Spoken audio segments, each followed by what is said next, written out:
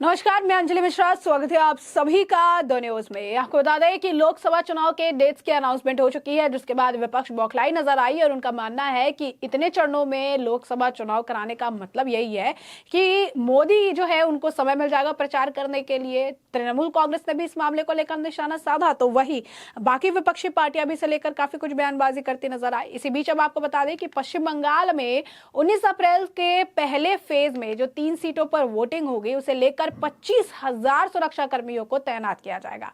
वहीं दूसरी तरफ संदेश खाली में ईडी के अफसरों पर हुए हमले के मामले में जहां सीबीआई ने जो है शेख शाहजहां के भाई समेत 3 लोगों को गिरफ्तार किया था, तो उससे जुड़ी भी बड़ी अपडेट सामने आ रही है, जिसके तहत आपको बता दें कि 5 दिन की सीबीआई रिमांड पर शेख शाहजहां के भाई साथ ही साथ जो और 3 लोग गिरफ्तार हुए थे उन सभी को 5 दिन के सीबीआई के रिमांड पर भेज दिया गया है। क्या है पूरा माजरा, विस्तार से समझेंगे एक एक करके। सबसे पहले बात कर देते हैं 25,000 सुरक्षा कर्मियों को तैनात करने का फैसला किसने लिया है और क्यों ये जरूरी है। तो लोकसभा चुनाव 2024 के पहले चरण में 19 अप्रैल को उत्तरी पश्चिम बंगाल के 3 लोकसभा क्षेत्रों में चुनाव के लिए लगभग 25,000 केंद्रीय बलों के जवानों को तैनात किया जाएगा।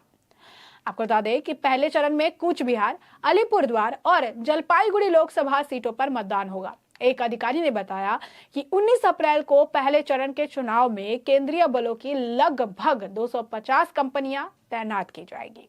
हर जिले में एक कंट्रोल रूम होगा और वरिष्ठ अधिकारी उसके प्रभारी होंगे। केंद्रीय सशस्त्र पुलिस बल यानी CAPFS की एक कंपनी में लगभग 100 कर्मी होते हैं, यानी इन तीनों सीटों पर चुनाव के लिए लगभग 25,000 कर्मियों को तैनात किया जाएगा। मुख्य निर्वाचन अधिकारी आरिज आफ्ताब ने कहा कि राज्य में स्वतंत्र, निष्पक्ष और शांतिपूर्ण चुनाव सुनिश्चित करने के लिए सभी कदम उठाए जा रहे हैं। उन्होंने कहा कि कोई गड़बड़ी बर्दाश्त नहीं की जाएगी।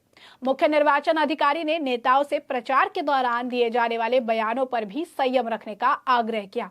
उन्होंने कहा कि अगर इसका पालन नहीं किया गया तो चुनाव आयोग तत्काल कार्रवाई करेगा। चुनाव प्रचार के दौरान राजनीतिक दलों द्वारा 18 साल से कम उम्र के किसी भी व्यक्ति का इस्तेमाल नहीं किया जाना चाहिए। मुख्य निर्वाचन अधिकारी आरिज आफ्ताब ने कहा, अब तक राज्य भर से 68 करोड़ रुपए से अधिक नकदी जो है जब्त की गई है। आफ्ताब सोमवार को आपको बता दें कि एक जो है रिटर्निंग अधिकारियों के साथ एक अभ्यासी बैठक भी करने वाले हैं। तो 7 चरणों में लोकसभा चुनाव होगा। 4 जून को मतगणना होगी। चुनाव आयोग ने लोकसभा चुनाव की तारीखों का ऐलान कर दिया।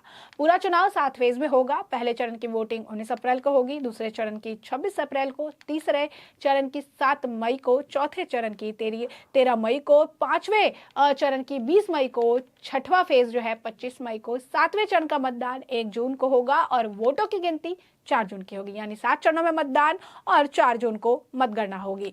अब ऐसे में संदेश खाली से जुड़ा जो मामला सामने आ रहा है इसके बारे में भी जान लीजिए।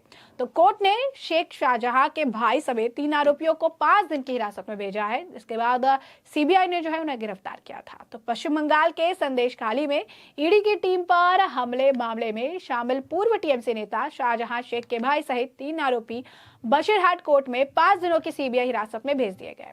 इन सभी आरोपियों को सीबीआई टीम ने गिरफ्तार किया था शनिवार के दिन और तीनों आरोपियों की पहचान शाहजहां शेख के भाई आलमगीर, संदेश खाली में टीएमसी की छात्र इकाई के अध्यक्ष मफूजर मोल्ला और सिराजुल मोल्ला के रूप में हुई थी। ये तीनों ताकतवर पूर्व टीएमसी नेता शाहजहां शेख के करीबी बताए जा रहे हैं।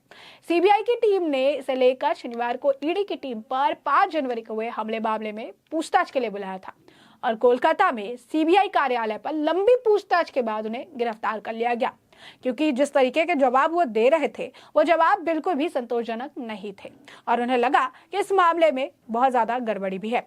इस बात की जानकारी जो है खुद जो कि जो है राजा भौमिक द्वारा दी गई है। राजा भौमिक जो है एडवोकेट है सस्पेंडेड तृणमूल कांग्रेस शेख शाहजहां के भाई शेख आलमगीर के, और उन्होंने कहा कि 14 दिन की पुलिस कस्टडी जो है वो मांगी गई थी शेख आलमगीर की, लेकिन कोर्ट ने 5 दिन की सीबीआई कस्टडी जो है वो अलाउ किया है, यानी वो दे दिया है। यानी 5 दिन की सीबीआई की हिरासत में जो है उन्हें भेजा गया है। इस मामले में सीबीआई ने कलकत्ता हाईकोर्ट के निर्देश पर ही पश्चिम बंगाल पुलिस द्वारा 3 एफआईआर दर्ज पर जांच शुरू की थी। सीबीआई सूत्रों का दावा है कि जांच के दौरान ईडी पर हमले के दौरान उनकी संलिप्तता पाई जा सकती है। डिजिटल साक्ष्य और अन्य गिरफ्तार आरोपियों के दर्ज किए गए बयानों के आधार पर उन्हें गिरफ्तार किया गया था। इस मामले में अब तक सीबीआई ने 14 लोगों को गिरफ्तार कर लिया है। क्या हुआ था ईडी की टीम के साथ? तो 5 जनवरी को ईडी की टीम पर हमला हुआ था। पश्चिम बंगाल के राशन वितरण घोटाले में करीब 10,000 करोड़ रुपए के भ्रष्टाचार मामले में जब 5 जनवरी को ईडी की टीम शाहजहां शेख के आवास पर छापेमारी करने पहुंची तो वहां उसके समर्थकों ने ईडी की टीम पर हमला कर दिया था। 200 से अधिक का स्थानीय लोगों ने अधिकारियों और उनके साथ चल रहे अर्धसैनिक बलों के वाहनों पर घेर लिया था, पथराव किया। कई सारे ईडी के जो लोग थे, भीड़ ने अधिकारियों की गाड़ियों में भी तोड़फोड़ की, जिससे कई अधिकारी जो है ईडी के कई सारे अधिकारी वो घायल हो गए थे। किसी के सिर पे चोट लगी, किसी के हाथ पांव फूटे और कुछ तो कई दिनों तक लापता होने की भी खबरें चल रही थी। अब ऐसे में इस मामले में जब अगर आप कहेंगे कि प्रेशर बना तो दबाव के कारण इस मामले में तृणमूल कांग्रेस के नेता शेख शाहजहां की गिरफ्तारी का दबाव बढ़ने लगा और दबाव इतना बढ़ा कि ममता बनर्जी को भी आगे झुकना पड़ा। इसके बाद कलकत्ता हाईकोर्ट ने लगातार बैक टू बैक इन्हें फटकार लगाई और फटकार लगाते हुए इस मामले को गंभीरता से लेते हुए उन्होंने ये भी कहा कि इस मामले को गंभीरता से लीजिए और आज का आज अल्टीमेटम देते हुए कहा कि शाम तक सीबीआई को शेख शाहजहां को सौंप दीजिए। इसके बाद कॉल डिटेल निकाले गए, फिर पता चला कि 30 मिनट के अंदर शेख शाहजहां ने 28 लोगों को बैक टू बैक कॉल किए थे और वो भी ठीक ईडी के ऊपर हमले होने से पहले। तो उसके बाद जो है शेख शाहजहां के सारे कॉल डिटेल्स निकाले गए और ये पता लगाने का प्रयास किया गया कि इन आधे घंटे के अंदर 28 लोगों को जो उसने कॉल किया तो इन कॉल करके इन 28 लोगों को उसने क्या कहा, क्योंकि उसके तुरंत बाद जो है ईडी के ऊपर हमला देखने के लिए मिला। यानी साफ तौर पर सुनियोजित तरीके से ईडी के अफसरों पर हमला करने के लिए इस चीज को बनाया गया था और उन्हें पता था कि ईडी के अफसरों पर हमला करना है और इसी वजह से सुनियोजित ढंग से इस पूरे का जो है कृत्य को अंजाम दिया गया।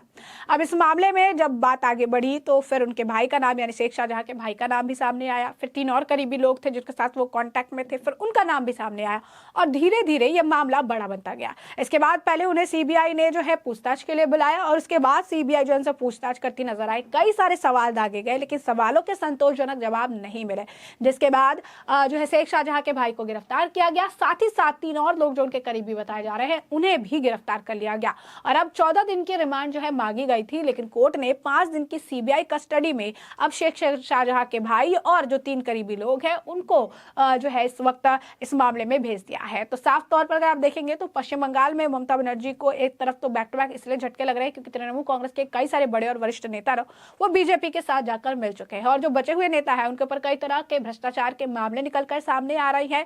कुछ जो है वो जेल की सलाखों के पीछे है और कुछ जो है अब जेल जा रहे हैं और कुछ आने वाले समय पर जेल जाते हुए भी नजर आएंगे। यानी साफ तौर पर बंगाल में बैक टू बैक ईडी और सीबीआई का एक्शन देखने के लिए मिल रहा है, जिससे विपक्ष यानी तृणमूल कांग्रेस, आम आदमी पार्टी और कांग्रेस जो है वो बौखलाई हुई है और अब इस मामले को लेकर तृणमूल कांग्रेस के नेता शेख शाहजहां और उनके भाई की मुश्किलें लगातार बढ़ती नजर आ रही है, क्योंकि कहा जा रहा है कि इस मामले में आने वाले समय में कई और बड़े खुलासे होंगे और कई और बड़े नामों का भी अगर आप कहेंगे कि सामने जो है जल्द आने वाला है। तो ऐसे में अब इस पूरे मामले को हमने आपको विस्तार से बता रहे, इस मामले पर आपकी भी जो राय हो हमें कमेंट सेक्शन में कमेंट करके जरूर से जरूर साझा करेगा। धन्यवाद।